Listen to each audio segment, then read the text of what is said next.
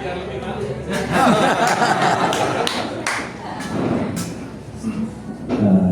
siang semuanya.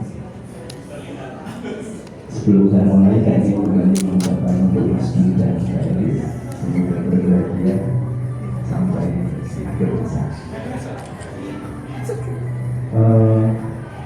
Pondok pesantren kami mengusung tentang bervisi bagaimana membentuk seorang santri yang berpemahaman inklusif menerima perbedaan apapun itu berawal dari keyakinan saya tentang seringnya terjadi konflik yang mengatasnamakan agama, salah dan sebagainya.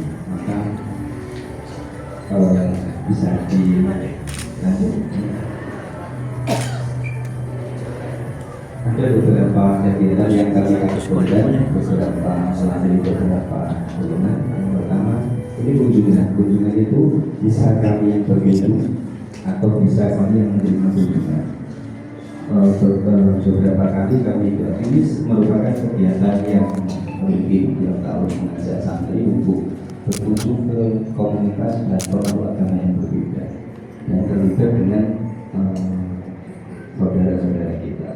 Bahkan juga mengingat di pemberian kepercayaan dari perguruan Wijaya di kaki Gunung Selamet. Terus ini yang pertama ini yang kunjungan muhibah itu adalah dari SMP Negeri 3 Surakarta yang non muslim dalam rangka kunjungan Natal. Mereka ke Sambokong, ke Katedra dan akhir kami justru katanya bisa banyak mendapatkan banyak. Kemudian yang ini adalah dari SMA Kolese Loyola. Awalnya ini kata pendahulunya banyak pro kontra karena banyak wali murid dari SMA Loyola yang itu kok kunjungan ke pondok muslim ini ya karena masing-masing dari kita itu seringkali fanatisme sendiri itu masih ada. Tapi ketika mereka bertemu, mereka bercengkrama ternyata nanti asik juga ya. Terus ini juga sama dan ini pada kunjungan di Loyola kunjungan dari April 5 ini bisa dilanjut.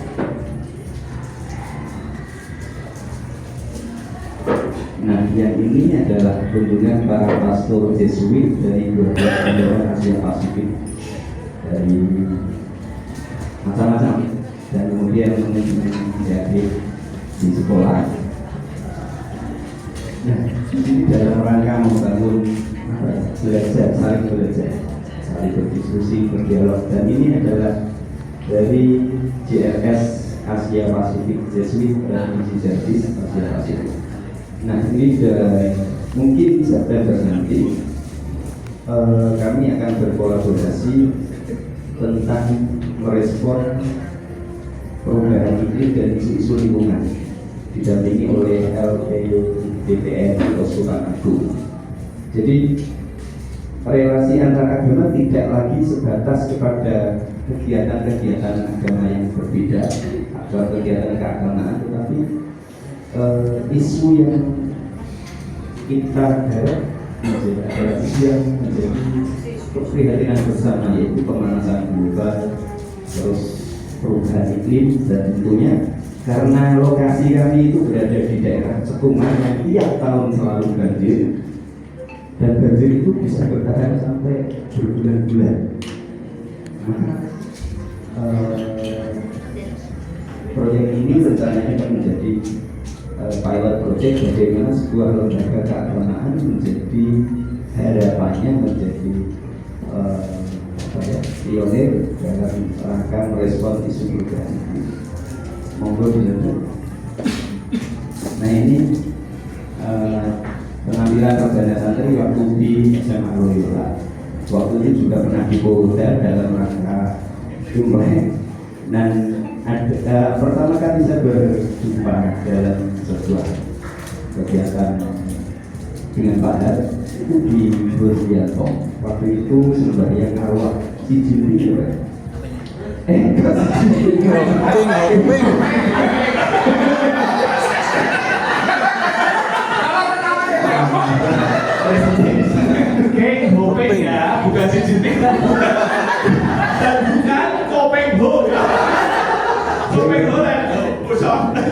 Yang penting lebih lima.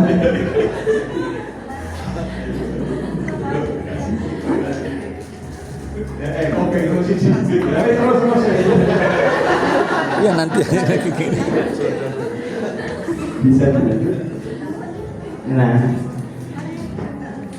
buka bersama ini memang secara identitas merupakan kegiatan umat Islam dalam berbuka setiap bulan Ramadan. Tahun kemarin atau tahun Ramadan kemarin ya, bahwa ternyata banyak sekolah-sekolah tahun belajar di Katolik yang itu awal mula mereka mengadakan kegiatan ini, Pak. Dan kami dengan senang hati bisa berkolaborasi dan mengedukasi masyarakat sekitar. Awalnya buka bersama banyak yang nggak mau datang, tapi kemudian setelah kita pahamkan esensi dari buka bersama sadar untuk empati, untuk kebersamaan, maka kemudian menjadi paham.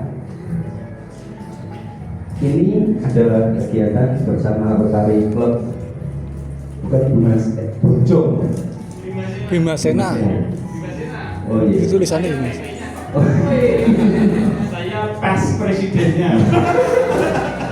Oh, di bersama Edu House di Pondok Pesantren. Ini juga melakukan beberapa kegiatan yang berbeda. Dan awal mula kami mengadakan kegiatan itu sampai sekarang masih banyak pandangan-pandangan minor pada kami. Kok buka bersama orang-orang yang tidak puasa? Dan itu sampai sekarang masih menjadi kampanye negatif yang terus-terusan kami. Bahkan jangan mondok di sana nanti kalau anaknya nggak diajak ke gereja dan sebagainya. Padahal misi awal ketika kami mengajak mereka ke wihara, karena selama ini kami itu sejak kecil atau bahkan sampai di pesantren yang besar pun masih punya pemahaman orang Katolik itu juga patuh, orang Buddha itu juga patuh. Dan ketika kami berkunjung ke sana, mohon dijelaskan kepada para santri apa esensi ketuhanan Buddha, apa orang Buddha juga tahu atau tidak, maksud dari sesajen seperti itu apa.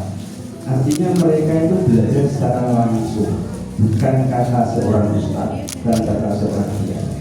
Dengan demikian mereka mengenal saudaranya mereka sendiri, bukan katanya. Karena seringkali kalau katanya itu kan ya kalau senang, kalau enggak senang itu pasti yang diceritakan adalah yang negatif. Terima kasih. Nah, yang ini di kunjungan dari umat gereja Banjardowo, waktu itu diajak oleh Romo Alois Budi Purnomo. Setelah sakramen penguatan diajak bareng-bareng ratusan itu ke pondok. Setelah sakramen apa? Penguatan. Jadi sakramen penguatan lebih. Monggo next. Nah, ini di Gereja Kebanan bersama Romo Cahyo. Ini dengan umat masyarakat sekitar untuk tahun kedua, Pak. Ini anak-anak menghibur, dan ini buka bersama di pesantren bersama umat gereja Katolik Dana. Ada, kalau tidak salah ada sekitar 270 umat dari gereja ke sana. Monggo next. Nah, ini waktu saya diminta untuk jadi narasumber untuk para magister teologi Kolosani di Wirisota, karena di Wirisota para private Jesuit itu beberapa bulan yang lalu mengirim 7 frater untuk living di pesantren selama 2 minggu. Jadi anak-anak para frater bisa merasakan tinggal di pesantren. Biasanya mau nggak pernah melek begadang sampai jam 1, jam 2 dan sebagainya, supaya mereka sama dengan kita, mereka bisa mengenal pesantren secara langsung, berdialog dengan anak-anak, dengan santri, dan ikut mengajar di sekolah kami. Bahkan ada frater Wahyu sekarang di Kolosani, dia 2 tahun di pesantren, tokernya itu di pesantren, dan itu pertama kali Jesuit mengirimkan dokter untuk 3 pesantren. Dalam 1 minggu 3 hari di pesantren, 4 hari di gereja perdana. Jadi beliau menjadi pendamping asrama. Nek subuh ya buka subuh, buka untuk bangun dan sholat dan sebagainya. Ini ketika para novis kami ajak ketemu dengan guru-guru madrasah di sekolah kami dan di desa, bahwa ada sekolah agama yang itu tiap hari. Kami itu setiap hari jam 2 siang sampai jam 5 sore. Nah ini sarjana tentang sarjana lintas agama. Secara spesifik isu yang diangkat adalah isu perubahan iklim dan ekoteologi dengan mengundang suster, difasilitasi oleh Percik dan CRS, dengan menghadirkan Roy Surya PWNU Pak Yai Haris, Pak Yai Ubed, karena beliau adalah satu dari sekian sedikit tokoh agama yang punya concern di bidang ekoteologi, meskipun masih sangat banyak kendalanya. Jadi kami itu minoritas dalam minoritas lagi. Jadi kumpul dengan non muslim itu bagi kami itu dianggap minoritas. Di situ isu yang diangkat pun juga tentang ekoteologi atau fikih lingkungan. Ini anak-anak santri bersama kegiatan orang muda lintas agama resik-resik pantai Tirang di Semarang. Kemudian ini menebar ekoenzi. Lanjut. Nah, ini juga. Nah, ini karena ini terjadi tiap tahun, jadi dan berbulan-bulan sampai beberapa tempat tidak bisa digunakan untuk kegiatan belajar. Lanjut. Nah, ini kemarin ada seorang profesor ahli lingkungan dari Belanda yang pengen ngerti situasi banjir yang sampai lama itu kenapa. Karena memang ternyata desa kami berada dalam cekungan kayak mangkok itu, padahal air laut yang makin tinggi sehingga air nggak bisa dikeluarkan secara alami. Jadi ternyata beliau juga bilang bahwa ternyata solusi dengan menguruk jalan itu justru tidak menyelesaikan masalah. Itu pun sering saya sampaikan sejak 2020. Jadi ternyata satu-satunya jalan yang sampai oleh pemerintah desa sampai sekarang masih dilaksanakan. Akhirnya jadinya seperti lingkaran setan. Kampung sebelah tinggikan, sini nggak bawa. Terus akhirnya kan yang repot masyarakat. Jadi kita ini kayak ngontrak di rumah sendiri. Bisa dilanjut. Nah ini kemarin banjir bulan Februari 2025. Ini beliau Bansi Satamano dari Brigada Tanah Putih. Ini Frater lain yang live in di pesantren 2 tahun itu sekarang sedang mengambil magister teologi di Kolsam. Nah ini anak-anak yang kita ajak untuk terjun secara langsung membagikan nasi bungkus dari tidak hanya dari Brigada tapi dari beberapa gereja dan komunitas. Dari bahwa ternyata orang itu menjadi tersadar ketika bencana itu orang baik tidak harus hadir dari agama kita sendiri. Justru, nah ini secara langsung merupakan bentuk nyata masyarakat menjadi tersadar. Terus tolong diulang kata-kata terakhir. Saat terjadi bencana, orang baik itu tidak harus datang dari satu agama. Tepuk tangan dong.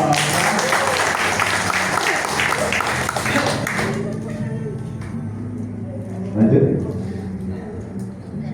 Nah ini bakti sosial hutan massal checking kesehatan bersama Rutani Club, Fakultas Kedokteran dan Unika, Gereja Reformer Pak Pendeta Rahmat Raja Tubuh di samping itu. Bisa dilanjut lagi. Nah ini sebenarnya ada videonya, cuma saya cari scroll kemana kok hilang. Nah ini tutorial memakai sarung. Memakai sarung itu kalau salah melotrok. ada teknik tersendiri supaya itu menjadi kuat gubetannya dan tidak pating Cotot. keduduran. Sekaligus dan Lantaran berterima kasih sekali atas perhatian Pak dan keluarga serta seluruh jajaran atas perhatian pada kami, dan kami sangat bersyukur. Bahkan beberapa waktu lalu saya mengundang beliau untuk jadi narasumber mengisi Mauidul Hasanah dalam haul bapak kami dan akhir sana di pesantren kami. Kan lucu, gak ada ceritanya pesantren mengundang pembicara itu adalah seorang Konghucu yang produk tidak taat. Karena ibadah beliau itu adalah yang paling penting berbuat baik. Kan itu sebenarnya esensi dari setiap agama itu, Bapak. Soal ibadah secara makhluk, ibadah fisik itu urusan pribadi masing-masing. Khairun nas anfa'uhum linnas. Dan satu lagi, Pak, khairun nasi aksaluhum quluban. Manusia yang terbaik itu adalah yang budi pekertinya paling baik, yaitu. Terima kasih, kami akan sangat senang sekali ya berjejaring dengan beberapa yang disebutkan, karena ternyata yang diundang di sini adalah mereka yang inspiratif, Gulila dan Pak Tony yang membuat jagung itu minuman itu saya masih ada foto, masih ada videonya, tapi karena itu menjadi wilayahnya Pak Tony tidak mungkin untuk kami tampilkan. Matur nuwun dan semoga Tuhan memberkati kita semua. Ada pertanyaan nggak untuk Gus Kodir, tanggapan? Monggo loh. Ya silakan. Ya betul. Kalau kasih tutorial sarung yang kenceng. Aku jadi sekarang sudah beli sarung yang langsung di slop. Sarung kolor. Ya tapi luar biasa, jadi Gus Kodir ini intinya beliau ini juga anomali lah, ya kan, di dalam kelompoknya yang muslim meskipun mayoritas menjadi minoritas gitu katanya, ya kan. Dan terus kalau yang Gus Ubay itu saya barusan tahu kalau beliau ini juga tertarik di ekoteologi ya. Setahu saya Gus Ubay itu penggiat bajingan, betul ya? Tahu bajingan? Bagi kaji tangan. Jadi itu saya pernah diajak sekali hari Selasa kalau nggak salah. Apa Senin malam atau Selasa malam? Senin malam. Itu betul-betul ngaji sampai muanto jam 2 pagi disediakan makanan prasmanan full. Aduh mati. Jadi baru ngaji betul-betul makan, dan beliau kalau tidak salah juga favoritnya dengan Iwan Fals kalau nggak salah. Suka. Atau siapa itu penyanyinya? Kurang tahu. Tapi ya luar biasa, dan saya sama sekali tadi yang dikatakan Gus Kodir, menurut saya dialog lintas agama sudah harus lepas dari dialog ritual, doa, toleransi, tapi bagaimana menyelesaikan masalah lingkungan, bagaimana menyelesaikan masalah pendidikan, masalah kesehatan. Jadi ini menurut saya menarik sekali dan luar biasa. Tepuk tangan untuk Pondok Pesantren.